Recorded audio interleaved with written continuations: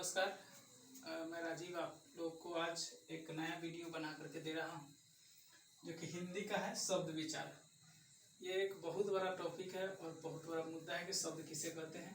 तो वर्णों के सार्थक क्रम को शब्द कहते हैं और पद, शब्द और पद में क्या अंतर है। तो पद लिंग वचन कारण के अनुसार अगर वाक्य में किसी चीज का रूप बदल जाता है तो वो शब्द है और नहीं बदलता है तो वो पद है।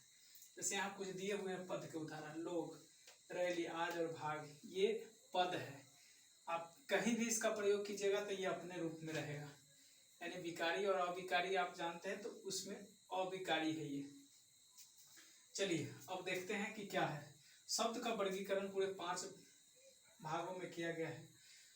शब्द किसे कहते हैं वो मैंने बता दिया। शब्द के 5 भागों में बांटा गया है। रचना अथवा बनावट के आधार पर, रचना अथवा बनावट के आधार पर शब्द के 3 भेद होते हैं, रूढ़, यौगिक और योग रूढ़। अब रूढ़ समझते हैं, वैसे शब्द जिनका खंड या टुकड़ा करने पर उसका अर्थ न निकले उसे रूढ़ कहते हैं। जैसे नाक, नाक में से नाक को हटा दीजिए चाहे क को हटा दीजिए, उसका अर्थ नहीं निकलेगा।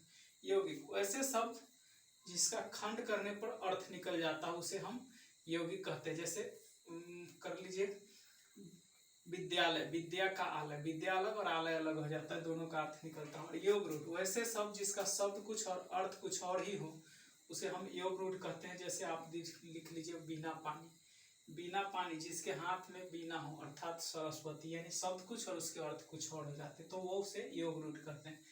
तो 5 में से एक हुआ रचना या बनावट की दृष्टि से 3, उत्पत्ति या उद्गम की दृष्टि से शब्द के 4 भेद होते हैं, तत्सम, तद्भव, देशज और विदेशज। अब तत्सम किसे कहते हैं। संस्कृत के शब्द को तत्सम, हिंदी के शब्द को तद्भव, बोलचाल के क्रम में बोली गई देसी भाषा को देशज और बोलचाल के क्रम में बोली गई विदेशी भाषा को विदेशज। ऐसे समझिए, आमरम तत्सम है, आम तद्भव है, लुटिया, खटिया, दीदिया ये सब देशज है, स्कूल, कॉलेज, स्टेशन ये सब विदेशज है। अर्थ के आधार पर भी शब्द के 4 भेद होते हैं। तो देख लीजिए, पर्यायवाची, एक शब्द को कई तरह से अगर बोला जाए तो उसे पर्यायवाची, जैसे धरती को कहते हैं धरा, पृथ्वी, भू, तो ये हुआ पर्यायवाची। अनेकार्थक, एक शब्द हो और जिसका अर्थ अलग अलग हो उसे अनेकार्थक कहते हैं।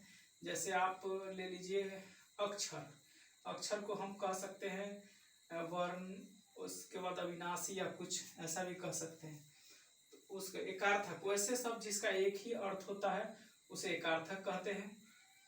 उसके बाद अब चलते हैं प्रयोग के आधार पर।